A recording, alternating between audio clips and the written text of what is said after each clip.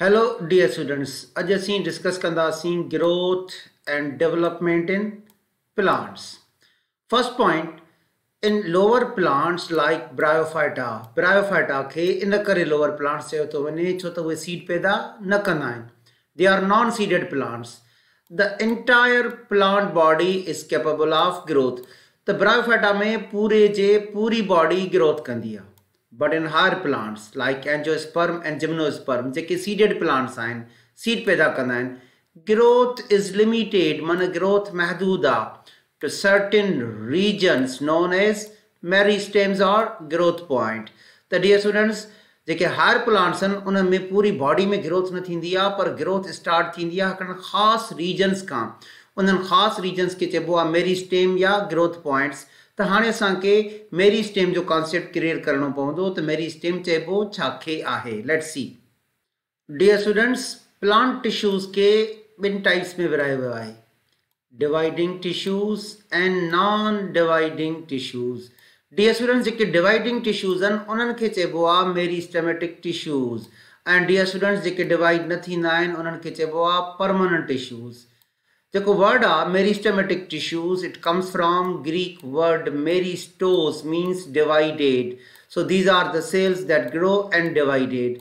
The meristematic cells उहे आहिनि जिनके cell division जो power हूंदो आहे ऐं उहे divide थींदा आहिनि. But dear students, after gaining maturity, जॾहिं इहे cells mature थी वेंदा आहिनि, they become permanent and stop dividing. ऐं पोइ उहे non divided cells थी वेंदा आहिनि जंहिंखे असीं चवंदा आहियूं परमानेंट टिश्यूज़. तो हाँ हिकिड़ो कॉन्सेप्ट क्लियर थियो त मेरिस्टेमेटिक सेल्स छा आहिनि या मेरिस्टेमेटिक रीजन्स छा आहिनि. डियर स्टूडेंट्स, उहे रीजन्स जिन मां ग्रोथ थिए उहे मेरिस्टेमेटिक रीजन्स आहिनि ऐं उते कहिड़ा सेल्स या कहिड़ा टिश्यूज़ थींदा आहिनि, मेरिस्टेमेटिक टिश्यूज़. ऐं डियर स्टूडेंट्स, इहो ॿुधाईंदो हलां त हीअ जेके मेरिस्टेमेटिक टिश्यूज़ आहिनि इन्हनि खे क्लासीफाई कयो वियो आहे पोज़ीशन जे बुनियाद ते. कहिड़े बुनियाद ते? पोज़ीशन जे बुनियाद ते. अगर डियर स्टूडेंट्स ये अपाइसिस ते हूंदा तो एपिकल मेरिस्टेम, अगर साइड्स ते हूंदा तो लेटरल मेरिस्टेम, अगर इन बिटवीन हूंदा तो पो इंटरकैलरी मेरिस्टेम. तो इन जी पोजीशन तव्हांखे याद हुजे.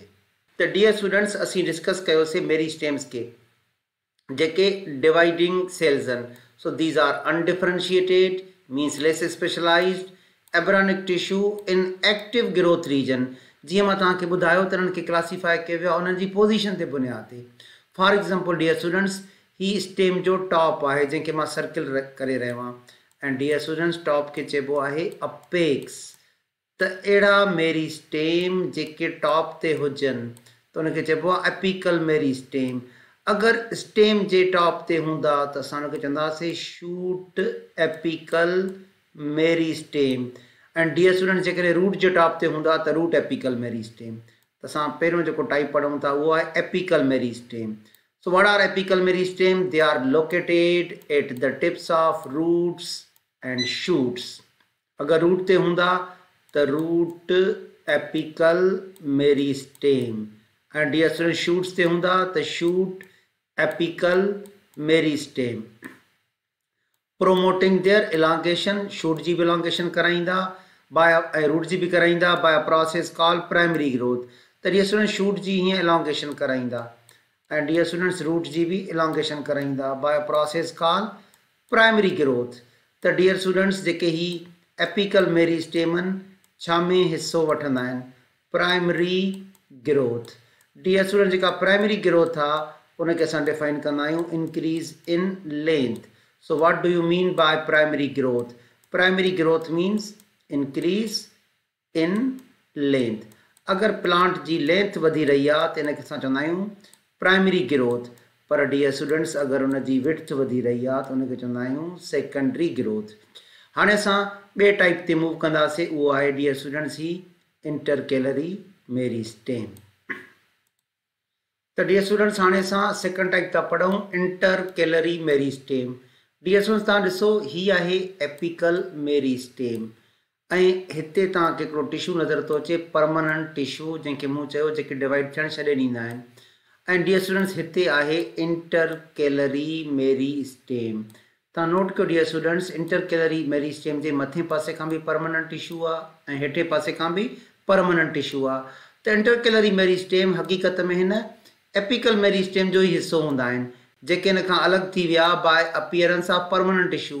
त हिन लोकेशन ते बि परमानेंट टिश्यू अची वियो, हिन लोकेशन ते बि परमानेंट टिश्यू अची वियो, त हे विच वारो मेरिस्टेम अलॻि थी वियो, इनखे चऊं था इंटरकेलरी meristem.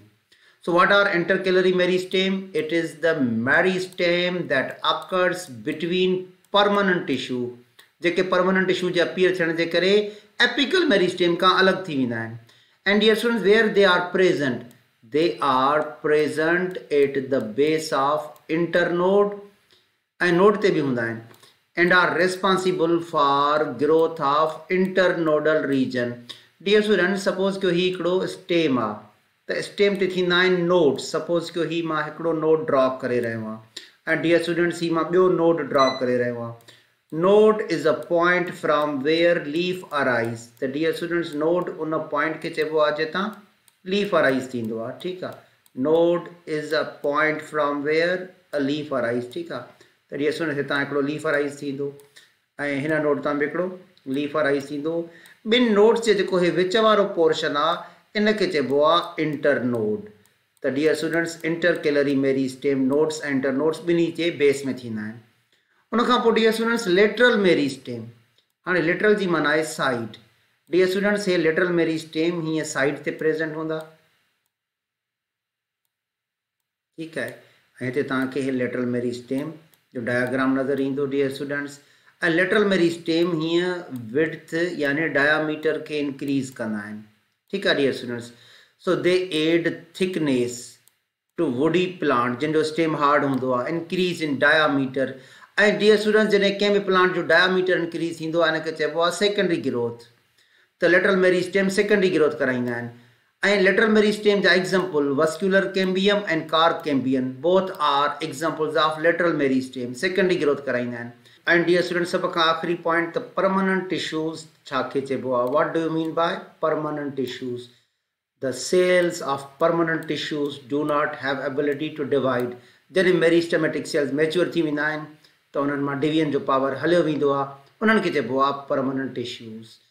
And these cells are already differentiated, means specialized in different tissue types and now specialized to perform specific function.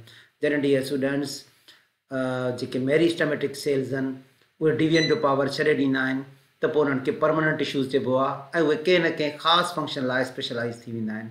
Thank you dear students, wishing you all of the best.